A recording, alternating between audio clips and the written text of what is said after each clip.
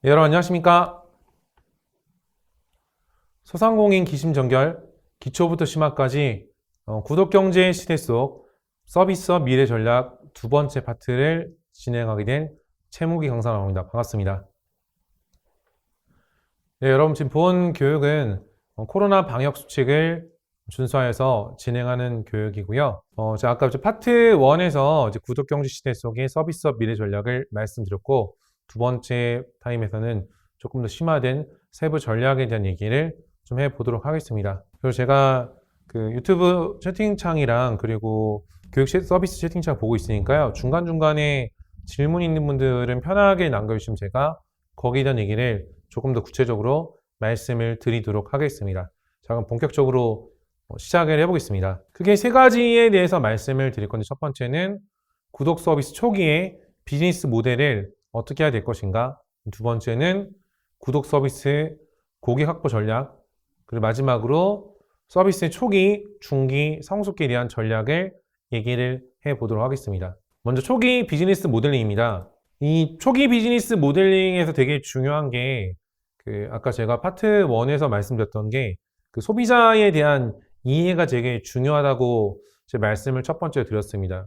두 번째는 이 채널에 대한 유통 채널에 대한 얘기인데, 이 구독 경제를 진행하기 위해서는 기본적으로 좀 생각을 해보셔야 될 것들은 오프라인에서도 진행을 많이 진행하고 있긴 하지만 온라인에서 서비스 형태나 아니면 물건을 판매할 수 있는 커머스 형태로 좀 많이 진행을 하고 있거든요. 그러다 보면은 유통 채널을 어느 쪽으로 가져가야 될지 좀 생각을 좀 잘 해보셔야 됩니다. 그래서 내가 자체 플랫폼이 있으면은 자체 플랫폼을 활용할 수 있는 거고요. 자체 플랫폼이 없다고 하면은 어디에 입점해서 이런 구독 경제 서비스를 만들어내야 될 것인가 라는 것도 생각을 해보셔야 됩니다. 예를 들면 내가 운영하고 있는 서비스나 콘텐츠가 있다고 하면은 플랫폼을 만들어서 운영할 수 있는데, 아무래도 이제 우리가 초기 사업을 진행하는 입장에서 플랫폼을 만들고 그다음 준비하고 뭔가 서비스를 만들고 이렇게 하려면은 수익을 만들어낼 때까지 좀 시간이 많이 걸리기도 하고요. 그리고 이 초기 비즈니스를 시작한 다음에 결국에는 손익분기점을 만들어내야 되는데, 이 초기에 어쨌든 간에 운전 자금이 충분하지 못하다 보니까 저도 주변에 비즈니스를 하는 분들이 수익 발생하기 전에 서버부터 해서 사이트 구축하고 인력 채용하고 초기 비용을 너무 많이 발생드려서 결국엔 이런 비즈니스를 지속적으로 끌고 가지 못한 분들도 좀 많이 봤기 때문에 채널에 대한 것들을 어떤 식으로 좀 가져갈지 생각을 좀 잘 하셔야 되고요. 상품 같은 경우는 중요한 게 단품보다 처음에는 심플하게 만드는 게 중요하긴 합니다. 그러니까 처음부터 너무 상품 구조를 복잡하게 만들면은, 그러니까 물론 이제 상품이 간단한 상품이면 상관이 없는데 그런 것들을 복잡하게 만들면은 이 사업을 진행하는 입장에서 이 수익 구조 잡기 좀 너무 힘듭니다. 그리고 하나하나 제품이라든지 하나하나 서비스에 대해서 CS 같은 것도 생각해야 되는데, 오히려 판매하고 있는 입장에서도 뭘 팔고 있는지 잘 모르는 경우가 생각보다 많이 생길 수 있거든요. 즉 그렇기 때문에 이 상품을 처음에는 심플하게 갖다가 그 다음에 저는 좀 추천드리는 게 이런 것들을 나중에는 간단하게 상품 구조를 짜고 그 다음에는 프라이싱을 이분화시켜서 낮은 가격대의 상품 그리고 프리미엄 가격대 상품으로 이분화시켜서 진행하는 게 구독경제 비즈니스에서는 훨씬 도움이 많이 되는 전략이라고 보시면 되고요. 결국에 이제 이런 것들 통해서 수익 모델을 굳건하게 해야 되는데, 이 수익 모델을 만들 때 잘 생각하셔야 될 거 뭐냐면은, 수익 모델을 너무 간단하게 만들어 보니 문제가 뭐가 생기냐, 경쟁자들이 들어올 수 있는 그러니까 진입 장벽 자체가 너무 낮은 거죠. 그래서 이런 사업 구조를 짤 때 항상 생각을 잘 하셔야 될 거는, 너무 비즈니스 구조가 심플하거나 내가 너무 돈을 쉽게 만들 수 있는 구조다, 그런 게 물론 내가 갖고 있는 역량이나 인프라 때문에 수익 구조가 좀 쉽게 만들어지는 거면 모르겠지만, 그게 아닌 상태에서 초보자가 하기 쉬운 비즈니스다, 그런 것들은 경쟁이 정말 심화될 가능성이 높다고 보시면 될 것 같습니다. 특히라도 이제 마케팅 영역 같은 경우는 새로운 플랫폼이나 새로운 매체가 시작하면은 처음에는 초보자들도 효과를 내기 되게 좋거든요. 그러다 보면은 사람들이 엄청나게 많이 뛰어듭니다. 많이 뛰어드는데, 대신에 초기 시장에 들어왔던 사람들 같은 경우는 다른 사람들이 진입하지 않았기 때문에 처음에 엄청나게 많은 수익을 만들어내고 있다는 거죠. 스마트 스토어도 마찬가지였습니다. 네이버에서 초창기 때 물건만 올려놓으면은 키워드 잡았을 때 메인 첫 페이지 올라와서 엄청나게 많이 팔렸거든요. 그 상세 페이지를 뭐 잘 구성하지 않다 하더라도 그 사람들하고 경쟁이 많지 않다 보니까 사람들이 물건 사는 경우 되게 많아. 제가 아는 대표님 같은 경우는 그냥 물건만 올려놨는데 한 달에 8천만 원, 9천만 원씩 매출이 막 나왔다고 얘기를 하셨습니다. 그 정도로 어쨌든 간에 내가 수익 모델을 그 진입장벽을 경쟁자들이 못 들어올 수 있게끔 만들고 그 다음 이거를 초기 수익 모델, 중기, 그다음 장기 모델을 만들어내셔야 되고요. 내가 봤을 때 만약에 중장기 모델까지 사업 모델을 확장하기 좀 어렵다. 그러면은 이 비즈니스를 인접 영역으로 시프팅을 시켜가지고요. 관련 다각화를 시켜서 비즈니스 세팅해놔야지 되게 그 한 제품만 가지고 경쟁하다 보면은 결국에는 이제 이게 무너지면은 넥스트 모델이 없다 보니까 이 파이프라인을 다각화시키는 게 이 구독 경제에서는 되게 중요한 모델이고 초기에는 이런 것들을 프라이싱을 할 수 있지만 그 다음 단계를 가면 갈수록 비즈니스 포트폴리오를 다각화시키지 않으면은 결국에는 어렵고 그 다음 이런 것들이 비즈니스 포트폴리오가 다각화가 되기 시작하면은 이런 것들을 또 가지고서 월정액 서비스 형태를 또 만들어낼 수 있겠죠. 왜냐하면 갖고 있는 컨텐츠나 서비스나 상품이 많다 보니 소비자들이 이런 것들을 꾸준하게 계속해서 구비할 수 있는 상황이 생긴다는 거죠. 그렇게 되면은 결국에는 그런 것들을 통해 가지고 실제로 비즈니스를 만들어낼 수 있고 제가 예전에 이런 분들이 좀 있었습니다. 그 과일 농가를 이제 운영을 하신 분인데 거기 과일이 좀 되게 맛있더라고요. 그래서 거기서 과일을 가지고서 뭐 사과즙이나 뭐 이런 즙 같은 걸 만드는데 블로그에만 올려도 뭐 몇백 명이 계속해서 신청을 하고 뭐 대기를 할 정도로 막 그 시즌만 되면은 사람들이 막 들어와서 사과즙 언제 나와요? 사과즙 언제 나와요? 이런 식으로 얘기를 한다는 거죠. 그러면은 기본적으로 사람들이 줄을 선다는 얘기거든요. 그러니까 미리 이런 것들을 그 예약을 받을 수 있다는 거죠. 예약.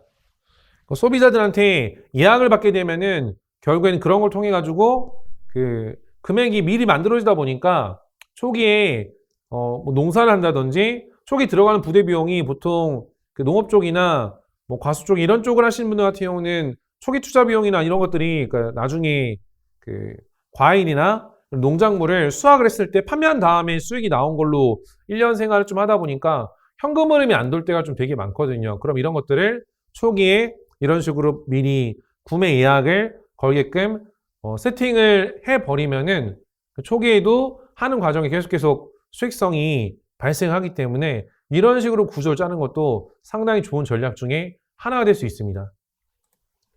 그래서 대표적으로 3P 레베뉴라고 해가지고 대표적인 게 이제 뭐 패킹, 프라이싱, 페이어라고 얘기하는데요. 페이어라고 하면은 뭐 이거는 그 돈을 지불한 사람이 뭐 소비자일 수도 있고요. 그리고 사이트에 가입한 회원일 수도 있고, 그 다음에 광고주나 여러 이 패턴이 다를 수 있습니다. 그래서 이제 여기 보면은 뭐 CD 같은 경우는 이제 패킹에 대한 경우는 뭐 이런 식으로 뭐 10곡 아니면은 뭐 CD당 뭐 $10, $20. 마이튠즈 같은 경우는 이제 한 곡씩 구매하게끔 만들고 곡당 $1. 그죠? 그러니까 이런 식으로 서비스를 만든다는 거죠. 뭐 멜론 같은 경우는 월 얼마 내면은 멜론 사이트에 들어와 있는 거는 이제 무제한으로 볼 수 있다든지 이런 식으로 서비스를 이제 만들어냈거든요. 그래서 돈을 받을 때 만약 이럴 수 있습니다. 기본적으로 내가 운영하는 서비스가 사람들이 많다. 그러면은 돈을 이 광고주한테도 받을 수 있거든요. 배너 수익 같은 거로도 충분히 받을 수 있고 아니면 이런 거죠. 회원들이 많다. 그러면은 그 정보의 비대칭성을 만드는 겁니다. 무료 회원한테는 어느 정도 서비스를 주고 그 다음에 유료 회원한테는 뭐 과금을 시킨다든지 그 다음 그 뒷단에도 컨설팅이라는 걸 또 만들어내서 나한테 컨설팅을 받으려면은 얼마 돈을 내야 된다. 그렇게 해가지고 과금을 좀 세게 만들고 낮은 걸 만들고 중간 걸 만들고 이 세 가지를 만들어가지고 또 운영을 할 수 있는 것도 있다고 보시면 될 것 같습니다.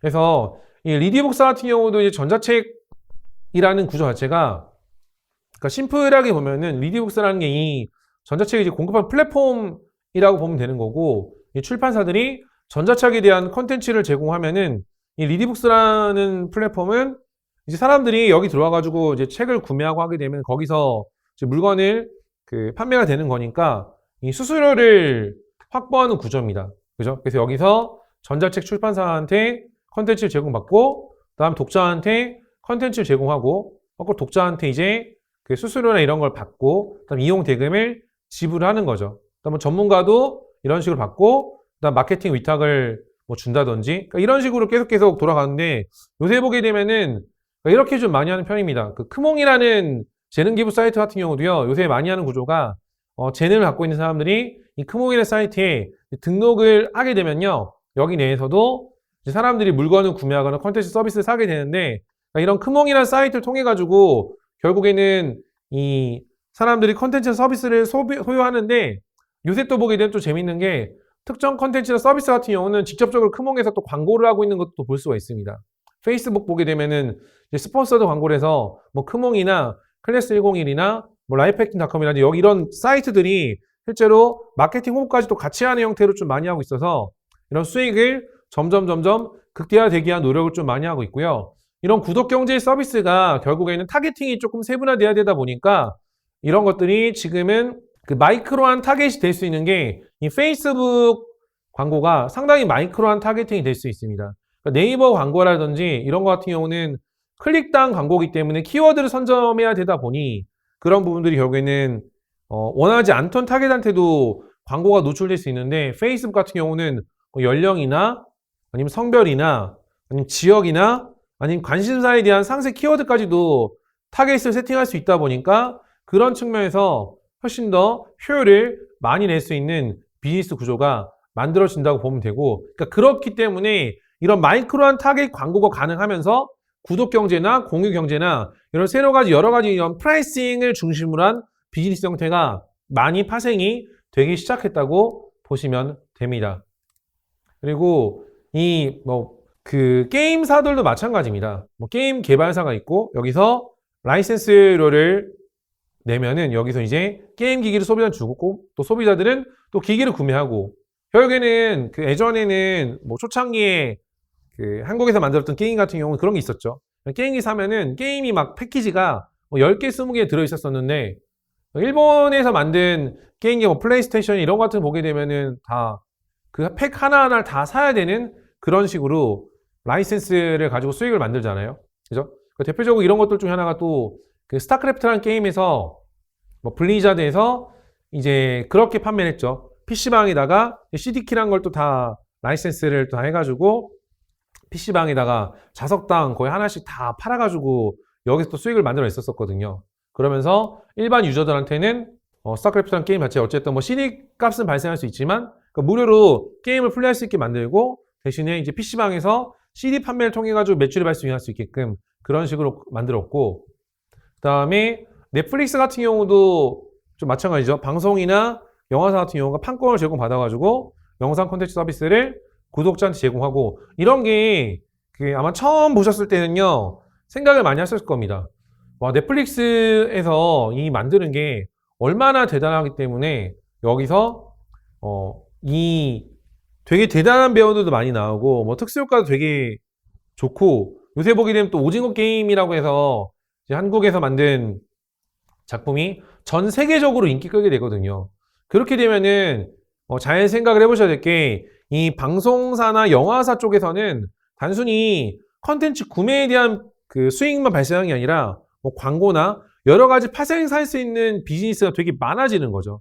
뭐 PPL도 될 수 있고요. 그렇게 되면 여기서는 또 단순 이 구매 비용만 발생하는 게 아니다 보니까 이런 방송사 쪽에서 요새 보게 되면은 넷플릭스 쪽에 최근에 올라가는 이런 영상 콘텐츠들이 되게 대단한 대배우들도 많이 섭외를 하고 특수효과도 엄청나게 돈을 많이 쓰게 되고, 오히려 좀 공중파 방송보다 훨씬 더 퀄리티가 있는 콘텐츠들이 많이 생겨나고 있는 거죠. 그죠? 그러니까 이런 것들이 이 구독 경제가 그 전 세계적으로 사람들이 소비할 수 있는 환경이 되니까 만들어지고 있는 거라고 보시면 됩니다. 그 다음에 이 배민 같은 경우도 마찬가지죠. 그죠? 우리가 그 음식점을 가야 되는데 뭐 나가기가 귀찮잖아요. 그러다 보니까 물건을 시키고, 예전에도 이런 배달이라는 건 많이 있었습니다. 근데 배달을 하려면은 뭐 치킨집 전화번호 알아야 되고 뭐 피자집 전화번호 알아야 되고, 그 다음에 또 문제가 뭐냐, 이 치킨집을 시킬 때 어디가 맛있는지 비교하려면 네이버 가서 검색하고서 뭐 리뷰도 보고 뭐하고 하다 보니까 되게 번잡스러운 거죠. 그러니까 치킨 한 마리 시켜 먹는데 뭐 엄청나게 뭔가 많이 찾아야 되냐. 이런 것도 있었고, 그 다음 두 번째는 또 코로나가 터진 다음에 사람들이 오프라인에 가는 거에 대해서 좀 많이 거부감이 좀 많이 생기다 보니까 이런 타이밍 같은 것도 좀 잘 같이 잡아서 이 구독 경제 비즈니스가 생겨나간 거고요. 그래서 음식점들은 광고 상품 비용을 내고서 배민 입점하고, 그다음 배민은 소비자들한테 이 물건을 배송해주고, 또 소비자는 또 주문이나 또 리뷰를 또 받게 되고, 그죠? 그다음 또 광고 상품 제공하고, 이런 형태로 선순환 구조를 만든 대표적인 또 사례라고 보실 수 있습니다. 그러니까 이런 구조가 되니까 뭐 요기요나 뭐나 요새 보면 배달 관련해서 이 서비스들이 좀 되게 많이 생겨나고 있잖아요. 그러다가 또 이런 것들도 조금 더 이제 소비자의 니즈가 세분화되니까 여기저기 들리지 않고 바로 우리 집으로 바로 올 수 있는 이런 서비스들 나오고, 또 비마트라고 해서 이제 마트도 대신 가가지고 이거저거 물건을 사주고 그죠? 배달해주는 이런 서비스까지도 또 생겨나고 있습니다. 그다음 레고 같은 경우도 마찬가지죠. 그러니까 레고 디자이너가 제품이나 아이디어를 제공하면은 새로운 제품을 소비자한테 공급하고, 또 소비자는 금액을 내고, 또 레고는 또 이 상품에 대한 로열티를 레고 디자이너한테 지급하는 형태로 또 이 구조가 짜져 있다고 보시면 되고요. 결국에는 이런 구독 경제의 비즈니스 모델 흐름이 초기에 회원 가입을 하고, 그다음 회원들이 어떤 프로필을 이런 정보를 업데이트하면은 그다음 이 사람들이 그 구독 유형이나 아니면 이런 패턴을 가지고서 처음에 활동을 하게 됩니다. 그럼 회사 입장에서는 이 고객들이 초기에 어떤 루트로 유입이 되는지를 좀 관찰하고, 그 다음 이 사람들이 그 사이트나 그 플랫폼 안에서 어떤 식으로 놀고 있는지를 막 관찰하는 거죠. 그러면은 예를 들면은 우리 서비스의 여성들은, 우리 서비스의 남성들은 어떤 생각을 하냐, 우리 서비스 20대는, 우리 서비스 30대는 어떤 생각하는지, 그런 거에 대한 것들 하나하나 좀 다 분석을 하면서 이 사람들한테 뭘 줘야 되겠구나, 뭘 해내야겠구나, 그리고 이 사람들의 패턴에 맞게끔 서비스나 과금 구조를 만들어서 해야 되겠구나, 이런 형태를 충분히 만들 수가 있다는 거죠. 그러니까 이런 식으로 이제 구독 형태로 하는 소비자들이 많다 보면은 이제 충성 고객들이 많아지게 되고, 거기서 이제 상품에 대한 패키징이라든지 혹은 이런 채널에서 배송이나 플랫폼을 통해 가지고 이 정기적인 결제랑 이런 것들이 발생할 수 있고요. 되게 좋은 게 이 구독자들이 거기서 발생하는 이런 액션들이 바로 실시간으로 데이터상으로도 보일 수 있기 때문에 이 운영하는 회사 입장에서는 이 구조가 그 인터랙티브하게 바로바로 소비자들에 대한 이런 니즈나 이런 것들을 반영할 수 있다는 측면에서 되게 사업적인 부분에서 이상적인 것 중에 좀 하나라고 될 수 있습니다. 다음 두 번째는요, 이제 구독 서비스 고객의 확보 전략에 대해서 얘기를 해보도록 하겠습니다. 첫 번째는요, 이제 멤버십입니다. 멤버십을 처음 많이 할 때는 이렇게 많이 합니다. 보통은 어쨌든 간에 소비자를 가입시켜야 되니까 이런 거죠.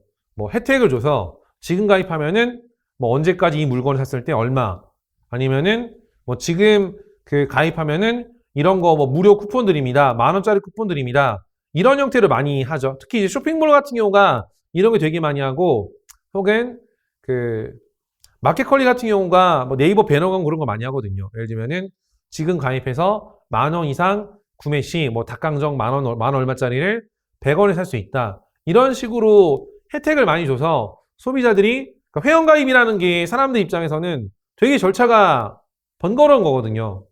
번거로운 게 왜 그러냐, 뭐 그 핸드폰 인증도 해야 되고 개인정보 넣어야 되고 막 주소도 넣어야 되다 보니까 이제 그런 측면에서 되게 번잡스러운데, 요새 같은 경우는 보면은 거의 네이버 아이디나 카카오톡 아이디로도 연동해서 회원가입할 수 있는 사이트도 좀 되게 많아지다 보니까 이제 그런 측면에서 조금 더 예전보다 마케팅을 했을 때 그 구매 전환이 회원가입 비율이 조금 더 높은 것들로 좀 많이 좀 보여지고 있고요. 그래서 결국에는 내가 처음에 모객을 할 때 내가 무료로 돈을 들이지 않더라도 뭐 돈을 드릴 수도 있는 거고요.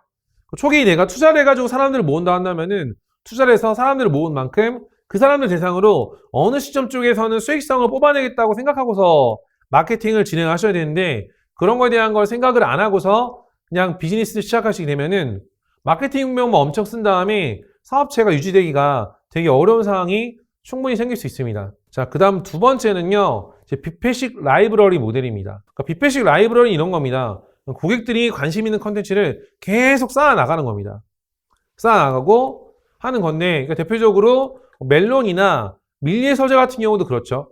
계속 책을 쌓아 나가면은 사람들은 예를 들어 밀리의 서재가 갖고 있는 컨텐츠나 서비스가 많으면은 계속 거길 통해서 회원가입을 할 수밖에 없는 거고, 그죠? 이런 것들이 좀 되게 무서운 거였거든요. 유튜브 같은 경우도 처음에 이제 구글이 유튜브를 이제 인수할 때 왜 유튜버 같은 쓰잘데기 없는 거를 인수하냐 이런 얘기를 했었는데 처음엔 컨텐츠도 그 퀄리티가 좀 되게 떨어지고 5만 대만 영상들이 좀 다 올라오다 보니까 소비자들이 뭐 저런 걸 왜 하냐는 얘기 나오다 지금은 그죠? 유튜브 자체가 갖고 있는 파급력이 엄청 크잖아요. 영상 매체가 엄청나게 좀 되게 그 파급력가 큰 거고 틱톡 같은 경우도 마찬가지입니다. 틱톡 같은 경우도 그 짧은 영상으로 좀 많이 올라오다 보니까 현재는 저런 게 있긴 합니다. 그 소비자들이 좀 스쳐 지나간 사람들 많다 보니까 이 틱톡을 가지고 비즈니스 할 수 있는 게 많이 없지 않냐는 얘기도 되게 많이 하는데 틱톡 같은 경우도 결국엔 점점 이런 마케팅 홍보에 대한 게 고도화될 수밖에 없고 틱톡도 그 서비스를 공급한 입장에서 스쳐 지나간 사람뿐만 아니라 충성 고객을 좀 많이 만들어놔야 결국에는 로얄 고객들도 많이 생길 수 있고요. 그 다음에 광고주들도 붙어서 회사가 운영이 될 수 있기 때문에 결국에는 점점 그쪽으로 발전할 가능성이 크다고 보시면 됩니다. 다음 세 번째는요, 이제 비공개 클럽 모델입니다. 대표적으로 이런 게 있습니다. 특강은 5,000원이고, 정규과정 100만원, 평생회원 300만원, 이런 식으로 요새 교육 쪽에 많이 하고 있고요. 은행 같은 경우도 뭐 VIP, VVIP, 뭐 이런 개념은 예전부터 많이 있었죠. 그런 것들이 비공개 클럽 모델인데, 이런 게 좀 되게 좋은 게 뭐냐면 사람들은 비공개로 돌려놓게 되면요. 뭔가 내가 필요하지 않은데 사야 될 것 같은 생각을 좀 되게 많이 느끼게 됩니다. 특히 이제 엄마들이 좀 많이 하게 되는 공동구매에 참여하는 것도 그렇거든요. 굳이 지금 안 사도 되는데 네, 공동구매를 하니까 뭔가 지금 당장 필요하진 않은데 조금 지나면은 쓸 수도 있고 안 쓸 수도 있는 모델이거든요. 그러다 보니까 그냥 우선은 삽니다. 샀는데 정작 사니까 또 안 하게 돼요. 그래서 당근마켓 보게 되면은 되게 막 비싸게 50만원짜리, 60만원짜리 주고 산 건데 산 지 얼마 안 돼서 거의 10만원, 20만원도 안 되게 좀 나오는, 몇만 원에 나오는 경우 좀 되게 많이 봤습니다. 이제 그런 것들이 결국에는 이제 사업을 운영하는 입장에서 고객들한테 이런 비공개에 대한 것들을 만들어내야지, 이제 여기서는 뭐 추가적 플러스 알파가 더 있구나, 이런 생각을 만들어줄 수 있는 거라서 좀 이 비공개 클럽 모델도 잘 생각을 하실 필요가 있고요. 그래서 게임 같은 경우도 이렇습니다. 실제로 게임 같은 경우도 뭐 얼마 금액을 이제 현금으로 결제한 사람은 어떤 회원, 뭐 얼마 이상은 무슨 회원, 얼마 이상은 무슨 회원, 이런 식으로 과금 구조를 해서 그 사람들한테 줄 수 있는 혜택을 통해서 계속 결제를 유도하기 때문에 이런 비공개 클럽 모델은 좀 잘 설정을 하시면 좋고요. 그러니까 실제 이제 백화점 같은 경우도 이 VIP 고객을 이렇게 세팅을 하거든요. 뭐 1년에 얼마 이상의 금액을 쓰게 되면은 뭐 백화점 VIP가 돼서 뭐 VIP 전용 주차장도 사용할 수 있고 VIP 전용 라운지도 활용하면서 이런 것들을 계속 혜택을 주게끔 만들어서 계속 필요한 뭐 3천만 원, 4천만 원까지 쓸 필요 없는데 뭐 1,000만 원만 써도 되는데 뭔가 좀 더 써야 되게끔 만들 수 있는 상황을 만들고 이제 그런 식으로 진행이 되고 있다고 보시면 됩니다. 다음 네 번째는요, 이 앞줄서기 모델입니다. 대표적으로 이 프리패스 형태의 서비스가 되게 적당한데요. 이런 것들은 가격에 대한 민감도가 적은 게 좋고요. 특히 이런 게 많이 있습니다. 뭐 홈페이지 보면은 타이머가 막 돌아가거든요. 타이머가 뭐 몇 분 남았다, 몇 분 몇 초 남았다. 이런 것도 실제로 웹사이트를 세팅할 때 소비자가 방문하면은 어떤 사람이 방문하더라도 항상 그 시간대가 남게끔 세팅할 수 있거든요. 무조건 누가 들어오면은 15분 남았다는 거를 표시할 수 있게끔 이런 식으로 마케팅적으로도 좀 많이 쓰고 있고요. 이런 거를 하려면은 결국에는 상품에 대한 리뷰가 되게 높아야 됩니다. 그래서 여러분들이 한번 그런 사이트를 잘 떠올려 보시면은 사이트 들어가면은 뭐 이 모든 혜택이 이거밖에 안 한다. 그게 나오고 그 다음에 얼마 안 남았다. 그리고 그 밑에 고객들의 리뷰가 달리죠. 그러니까 이런 패턴이 되게 되면 결국에는 사람들이 충동 구매할 수 있는 가능성이 되게 높아지거든요. 그러니까 백화점이 보통 우리가 보게 되면은 그 바로 빠르게 올라갈 수 있는 게 아니라 이렇게 돌아갈 수 있게끔 만든 구조가 사람들이 돌면서 계속 여기저기 관찰하니까 거기서도 나 저거 사야 될 것 같은데 저런 것도 하네. 그리고 백화점 올라갈 때 보게 되면은 그 유리벽면에 이벤트에 대한 것들, 쿠폰이라든 이런 것들도 막 붙어 있잖아요. 그렇게 되면은, 나 지금 10만 원 샀는데 5만 원 더 사면은 만 원짜리 상품권 받을 수 있네? 그러니까 이런 환경을 이제 노출시켜 놓은 이유가 결국에는 사람들이 그 짧은 시간 내에 물건 이런 걸 보고서 구매할 수 있게끔 구매 욕을 일으키기 위한 거라고 좀 보시면 되고요. 그래서 이런 것들을 볼 때 그 특히라도 앞주서기 모델 같은 경우는 첫 번째 뭐 철수도 하니까 영희도 한다. 뭐 영희도 하니까 누구도 한다. 그죠? 친구 따라 강남 간다는 얘기처럼 가격이 낮아야 따라할 수 있는 거지. 막 1,000만 원, 2,000만 원짜리 상품이면은 친구가 1,000만 원짜리 샀다고 바로 구매하기 좀 되게 어렵거든요. 그래서 이런 형태는 금액대가 낮은 게 좀 되게 좋고요. 그래서 제가 이제 비즈니스 컨설팅 하다 보면은 이 얘기를 되게 많이 합니다. 이 얘기를 되게 많이 하는 게 제품 자체가 되게 고단가인 비즈니스를 하시는 분들 계십니다. 근데 그런 분들이 결국에는 하나가 팔렸을 때는 되게 수익성이 많이 나오는데 근데 사람들이 그 고단가 제품 갈 때까지 너무 고민의 시간이 많다 보니까 이 현금 흐름이 안 도는 거죠. 그래서 제가 그런 분들한테 항상 말씀드리는 게 뭐 낮은 가격의 프라이싱에 대한 상품이라든지 아니면은 액세서리류 같은 걸 팔아서 계속 고객들이 내 제품에 대한 어떤 경험치를 쌓을 수 있게끔 만들려고 얘기를 많이 드리거든요. 그래서 예를 들면은 컨텐츠 서비스 쪽 하시는 분들 같은 경우는 뭐 소책자나 이런 것들을 만들어 놔서 그 노하우를 담은 그런 핸드북 같은 걸 만들어 가지고 그거는 사람들이 구매하게 하면은 이제 계속 수익이 발생하는 거고요. 아니면은 예전에 진행했던 교육 영상 같은 것들도 찍어 놔가지고 그런 것들 올려서 영상을 보면은 예전에 그 오프라인 강의에서 뭐 300만 원짜리, 400만 원짜리 강의였는데 온라인으로 보면은 50만 원만 내면은 뭐 1년 동안 무제한을 볼 수 있다. 이렇게 하게 되면은 내가 딱히 뭔가 에너지가 들어가지 않더라도 계속적으로 소비자들은 그런 것들 보면서 제품을 구매하거나 서비스를 확인하면서 수익이 계속 발생한다는 거죠. 네, 그래서 실제로 진짜 이 마케팅에 대한 전략을 잘 세우는 게 되게 중요합니다. 구독 경제는 솔직히 이런 구조 때문에 이 방향성만 잘 잡으시면요, 수익에 대한 리미트가 없습니다. 그래서 특히나도 이런 분들은 컨텐츠나 서비스를 잘 만들어내신 분들이 좀 되게 유리한 시장 중에 하나입니다. 그래서 실제로 요새 보게 되면은 뭐 20대 초중반들도 보면은 이런 구독 경제 서비스를 잘 만들어가지고 한 달에 억 단위 수익을 버는 친구도 생각보다 되게 많거든요. 그래서 이 마케팅에 대한 전략을 좀 잘 생각해 보시면은 도움이 많이 될 것 같습니다. 그 다음에 이 소모품 모델입니다. 이거는 이제 이런 거죠. 생필품처럼 일상에서 지속적으로 써야 되는 거면은 한다는 거죠. 뭐 쿠팡 로켓 배송이랑 정기 결제 같은 경우도 그런 거죠.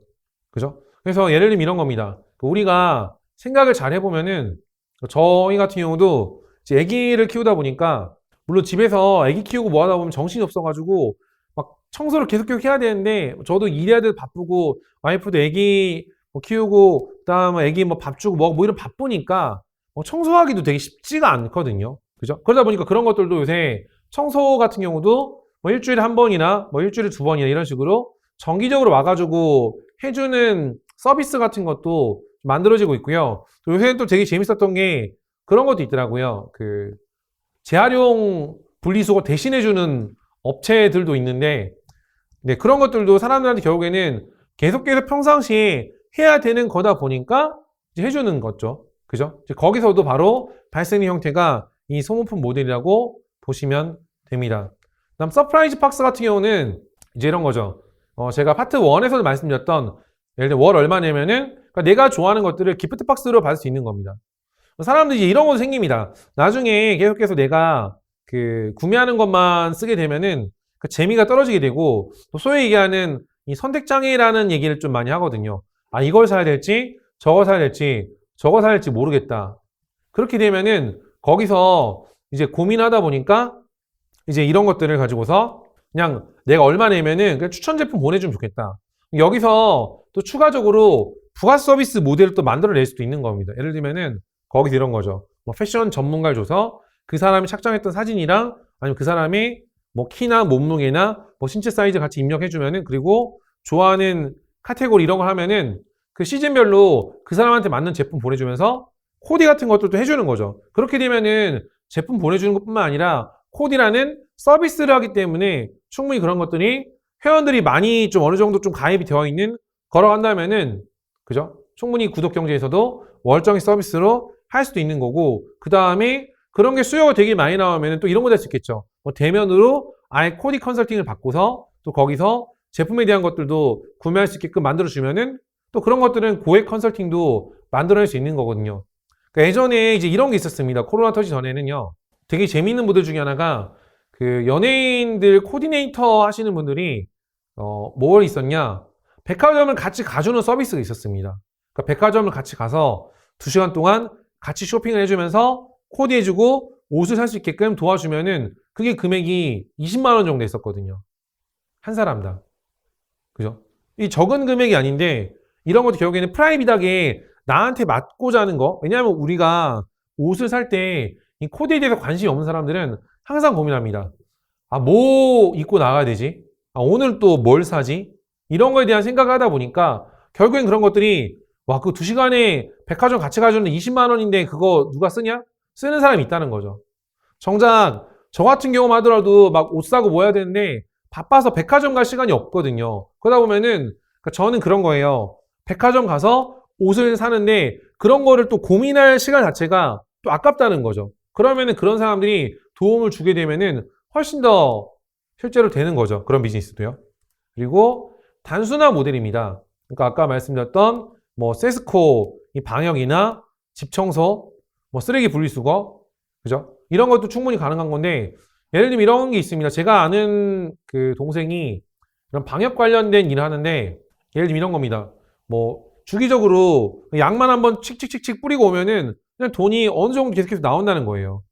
근데 실제로 막 그 서비스를 하는데 투자 시간 자체가 크지 않고 되게 간단한 건데 이런 식으로 고정적으로 발생할 수 있는 생활적인 수요를 만들게 되면은 결국에는 이런 것들이 사업 확장하기 편한 게 영업을 해서 그 실제로 서비스를 제공하는 사업장만 확대를 시켜버리면은 할 수 있는 게 좀 되게 많아지는 거거든요. 그럼 단시간에 이런 것들은 그 비즈니스 파일을 빠르게 키워나가기가 좀 되게 좋은 것 중에 하나입니다. 반대로 이런 겁니다. 이건 또 경쟁자가 좀 빠르게 좀 들어올 수 있는 것 중에 또 하나죠. 실제로 이제 아파트 쪽 보게 되면은 이 아파트 쪽 소독 같은 거 하는 사업 같은 경우도 되게 영업이 되게 치열하거든요. 그래서 그 뭐 했다가 또 바뀌거나 이런 것들 되게 많은 예술도 또 볼 수 있어서 이런 거 대표적으로 단순한 모델이라고 보시면 되고요.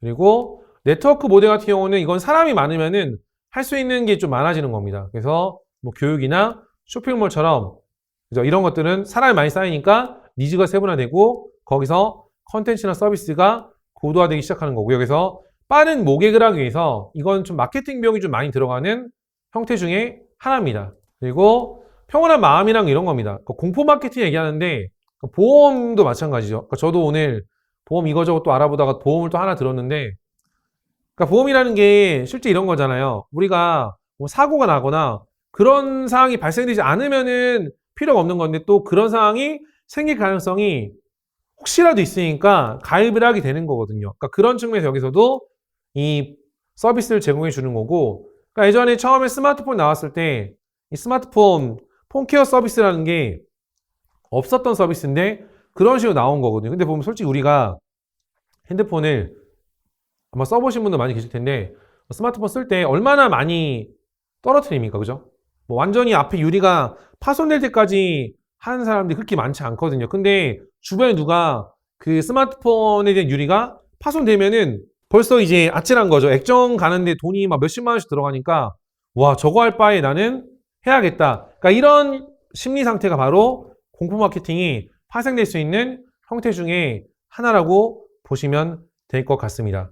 마지막으로 이제 구독 서비스 초기, 중기, 성숙기에 대한 전략을 얘기를 드려보도록 하겠습니다. 초기에는 제일 중요한 게 내가 가지고 있는 장점이나 내가 제공할 수 있는 서비스가 뭐가 있는지에 대한 생각을 되게 잘 해보셔야 됩니다.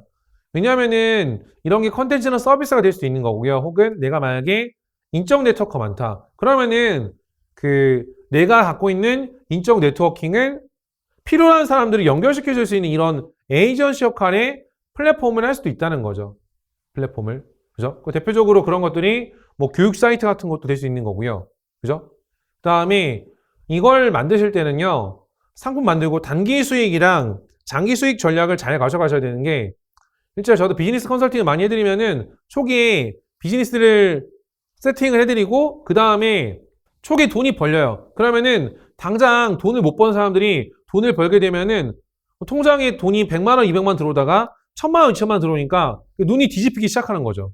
그렇게 되면은 그 돈이 들어오는 것들만 계속 생각하다 보니까 넥스트에 대한 것들을 만들어내지 못하다 보니 거기서 많은 어려움들이 발생하는 거라고 보시면 되고요. 그래서 생각하셔야 될 건 이런 겁니다. 내가 A부터 Z까지 다 할 수는 없습니다. 그렇게 하게 되면은 진짜로 우리가 너무 맨날 피곤하게 되거든요. 그리고 하루하루 그런 노동 수익에 얽매이게 되면은 비즈니스를 진행하는 입장에서 항상 넥스트를 생각할 수가 없습니다. 하루는 24시간이기 때문에 사람이 뭐 365일 눈만 뜨고 살 수가 없거든요. 그러다 보니까 이 영역을 내가 할 수 있는 영역 그리고 아웃소싱을 줘야 되는 영역 이 영역을 분리시켜서 생각을 잘해야 되고 이런 것들을 이제 시스템 구축을 좀 잘해야 된다는 말씀을 좀 드립니다.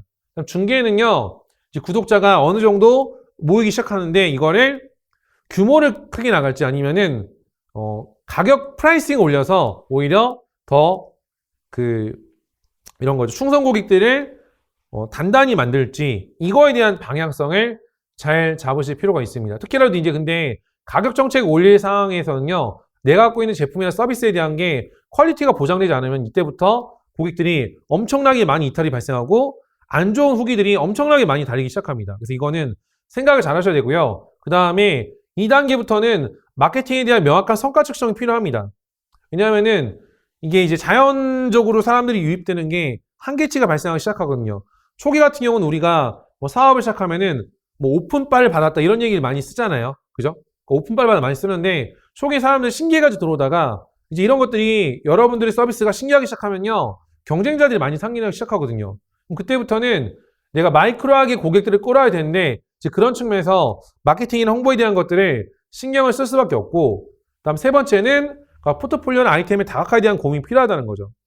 그죠? 이런 서비스를 진입장벽이 높게끔 만들어야 되고 다음 성숙기에 있었을 때는요. 이런 것들을 어떤 식으로 또 고객 니즈 세분화시킨다든지 그러니까 외부 업체들하고 또 콜라보를 해서 컨버전스를 좀 가져갈 필요도 있습니다. 그 다음에 체계를 시스템시켜서 인력비를 최소화시키고 자동화할 수 있는 모델을 만들면요. 그런 하나의 모델을 만들면은 결국에는 이런 것들을 이 컨셉이나 아니면은 영역들만 확장시켜 나가서 이 서비스 모델을 또 복제해서 이걸 만들고 하게 되면은 결국에는 초기 A라는 모델을 만들 때만큼 비용이 들어간 게 아니라 빠르게 그 비즈니스를 확장을 시켜 나갈 수 있기 때문에 이런 형태로 서비스를 제공해 나간다고 한다면은 구독 경제에서 훨씬 더 빠르게 속도를 낼 수 있다고 보시면 됩니다.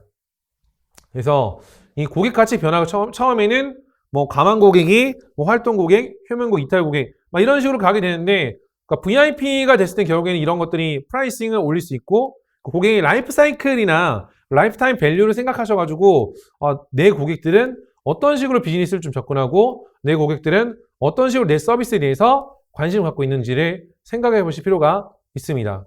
그래서 이제 이런 CRM이라고 해서 고객의 마케팅 비용에 대한 게 있는데 획득, 활성화, 방어 이 세 가지에 대한 게 있는데요. 조금 더 이제 세분화를 좀 시켜보면요. 이 로아스랑 ROI에 대한 얘기 많이 나오는데 그 로아스라는 건 뭐냐면 이런 겁니다. 그 광고비 대비했을 때 어느 정도 효과를 냈는지 예를 들면 이런 거죠. 광고비 100만 원 써서 매출을 300 끌어냈다. 그럼 로아스를 뭐 몇 프로 이렇게 계산하고 ROI라는 거는 원가랑 판관비랑 이익을 생각을 해서 이렇게 해가지고 이제 실제로 내가 제품 판매했을 때 순이익이 어느 정도인지가 바로 ROI인데 특히나 요새 같은 경우는 로아스를 좀 잘 보셔야 될 게 뭐냐면요. 아까 제가 말씀드렸다시피 초기 사업자 같은 경우는 뭐 광고 홍보에 대한 비용이 엄청나게 많이 쓸 수 없는 여건이다 보니까 그런 부분들이 부담되지 않는데 나중에 사업을 중기, 성숙기 가져가다 보면은 이 광고비를 많이 쓸 수밖에 없는 상황이 생기거든요. 실제로 이 비즈니스는 제가 주변의 분들 봤을 때 유통 사업을 하시는 분들이 좀 되게 고민 많이 하십니다. 유통이 다른 거에 비해서 매출이 많이 나오는 편입니다. 예를 들면 이런 거죠. 뭐 1000만 원이 나오면은 20%는 예를 들면 이런 거죠. 그 순이익이 몇 프로일지 또 유통사업 특징 자체가 매출 규모 크다 보니까 세금도 많이 내게 되거든요. 그리고 유통은 이제 물건을 직접 만들 수도 있지만 아니면은 사입을 하거나 위탁을 할 수도 있는데 그렇게 된 결국에는 이 내가 물건 판 다음에 이 돈을 원래 물건을 공급했던 업체한테 받을 때까지 이 돈을 받을 수 있는 사이클이 존재하게 되거든요. 그러면은 이 사이클 때문에 또 넥스트로 내가 물건을 사입한다든지 또 신규 투자를 해야 되는데 돈이 이런 시간적인 것들이 묶여 있다 보니까 현금 흐름이 안 돌아가지고 비즈니스를 못하는 상황도 생길 수가 있기 때문에 실제로 이걸 잘 보셔야 됩니다.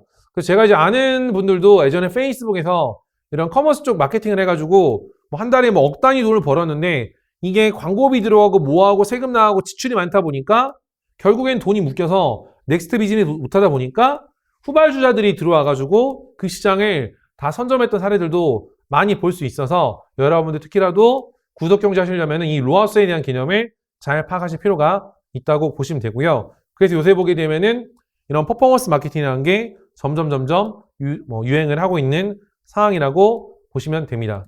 그래서 초기에 비즈니스 전략을 잘 짜시고 중장기 갔을 때는 광고나 마케팅 KPI 측정을 잘해서 어떻게 내가 원하는 목표에 대한 도달치를 잘 만들 수 있는지를 세팅하시는 게 이 구독경제 서비스에서 중요한 비즈니스라고 보시면 되고요. 마지막으로 제가 이제 Q&A를 좀 가지려고 하는데 실시간으로 여러분들이 혹시 질문 있는 분들은 채팅창에 질문 남기시면 제가 답변 드릴 거고요. 또 사전에 제가 또 Q&A를 또 이런 부분도 좀 궁금해 한다고 하셔가지고 Q&A에 대한 걸 몇 개를 좀 준비해왔는데 첫 번째는 이런 겁니다.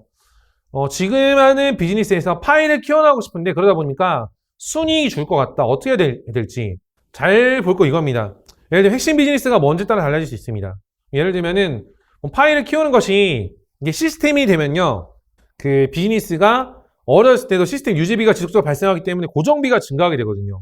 그래서 이 고정비를 최소화할 수 있는 영역에서 출발점을 잡아가지고 그런 것들을 파일 키워나갈 필요가 있다는 겁니다. 왜냐면은 매출이 커지면 이런 겁니다. 내가 100만 원 매출을 발생했을 때 10만 남는 거랑, 그죠? 그러니까 10% 남는다고 했을 때 점점 매출이 커나가면은 또 거기에서 고정 비용이 많이 발생하고 또 세금도 늘어나게 되거든요.